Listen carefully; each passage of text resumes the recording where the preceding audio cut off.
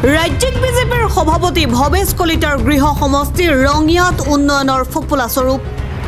ৰঙিয়াত বিধ্বস্ত পথত ভুই ৰুই প্ৰতিবাদ ৰাইজৰ। ভাৰত ভূটান আন্তঃৰাষ্ট্ৰীয় ঘাইপথৰ পৰা গড়ভিতৰ বালাগাঁৱলৈ যোৱা পথৰ দৃশ্য এয়া। অতিষ্ঠ গঞা ৰাইজে জৰাজীৰ্ণ পথটো বৃহস্পতিবাৰে চৰকাৰৰ বিৰুদ্ধে প্ৰতিবাদ সাব্যস্ত কৰে।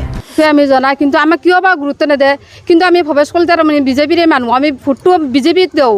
আমি যিমান দিনৰ পৰা ভোট দি আছোঁ, ভোটৰ অধিকাৰ হৈ আছোঁ, আমি সেইদিনৰ পৰা বিজেপিত ফুলত আমি ভোট দিওঁ, কিন্তু আমাক কিয় গুৰুত্ব নিদিয়ে। বোকাপানীৰে কদৰ্যময় অৱস্থাৰ সৃষ্টি হোৱা পথটোত যাতায়াতৰ নামত দুৰ্ভোগ ভুগি থাকিবলগীয়া হৈছে সৰ্বসাধাৰণ ৰাইজে। বিশেষকৈ ছাত্ৰ ছাত্ৰী আৰু শিশু বৃদ্ধ মহিলাই যমৰ যাতনা ভুগি যাতায়াত কৰিবলগীয়া হয়।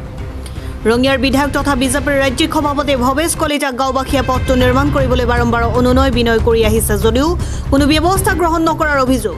যিন বানপানী ভাঙি নিছে, মেৰামতিৰ কাৰণে পইচা আহিলে এইটোত এক চামুচো মাটি নপৰে আমাৰ ৰাস্তাত।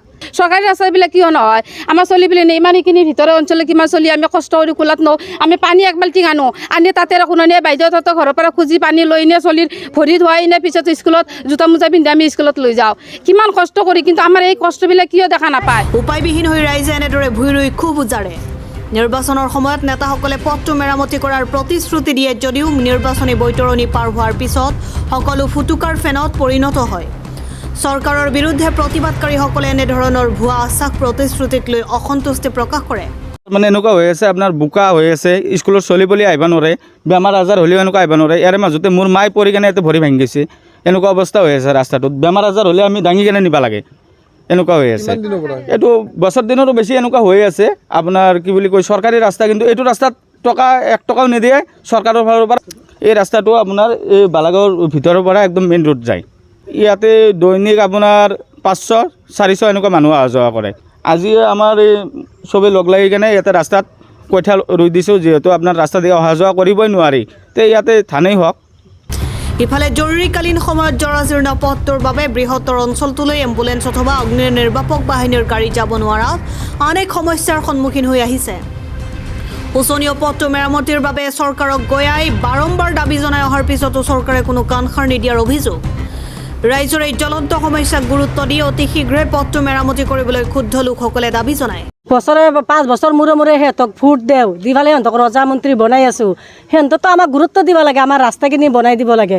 আমাৰ চলি স্কুলত যায়, ক্লাছ 10ত মোৰ আপাটো পঢ়ি আছে, আমি দুখীয়া মানুহ, টিউশ্যন দিছোঁ। আপাটো টিউশ্যনত যাব নোৱাৰে, সদায় চাইকেলখন পামচাৰ হয়। আমি সদায় আৰু চাইকেল বনাব পাৰোঁ নেকি কওকচোন আপোনালোকে। তে সেই আমাৰ ভৱেশ কলিতা ডাঙৰীয়া ছাৰে আমাৰ এইটো ৰাস্তা কিয় মেৰামতি কৰিবলৈ টকা পইচা নিদিয়ে, বা আমাক সিহঁতে ৰাস্তাটো বনাই দিব লাগে, কিন্তু এইটো ৰাস্তাৰ গুৰুত্বই নকৰে সিহঁতে।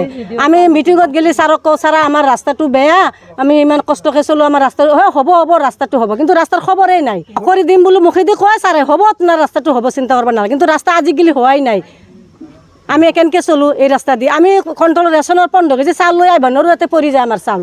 এতিয়া মানুহ নাহে, আলহী মানুহ কৈ আমাৰ ছোৱালীগিলা ল'ৰাগিলা বিয়া ভাল ঘৰত বিয়াও কৰাব নোৱাৰিম, বিয়া দিবও নোৱাৰিম।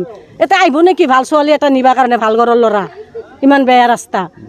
আজিকালিৰ যুগত এনেকুৱা ৰাস্তা আছে নেকি? আমি ৰঙিয়া টাউনৰ ওচৰত থকা মানুহ, আমাৰ এই ৰাস্তা বেয়া। News desk report, Suhana live.